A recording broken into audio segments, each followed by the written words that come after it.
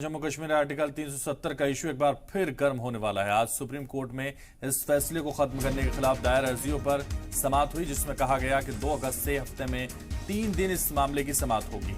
जुमे और सोमवार को छोड़कर रोज समाअत की जाएगी। 2 अगस्त से बेंच इस बात की जांच कर सकती है कि क्या पार्लियामेंट बगैर लोगों की इत्तेफाक राय के आर्टिकल 370 खत्म कर सकती है।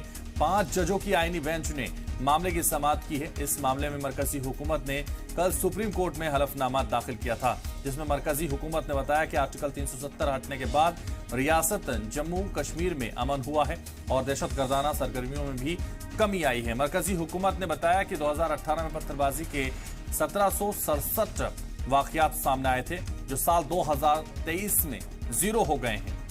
तो 2 अगस्त से 370 पर रोजाना समाअत होगी। ये ब्रेकिंग न्यूज इस वक्त आपकी टीवी स्क्रीन पर बड़ी जानकारी आपको दे रहे हैं। 2 अगस्त से 370 पर रोजाना सुनवाई होगी। आर्टिकल 370 पर जो एक बड़ा मुद्दा लगातार जिसको लेकर मरकजी हुकूमत हमेशा उसको सामने रखती है कि 370 हटाने का जो क्रेडिट है वो कहीं ना कहीं लेने की कोशिश करती है। वहीं अपोजिशन जमातें इसको लेकर लगातार हमलावर हैं और लगातार इसको सवाल खड़े करते हैं।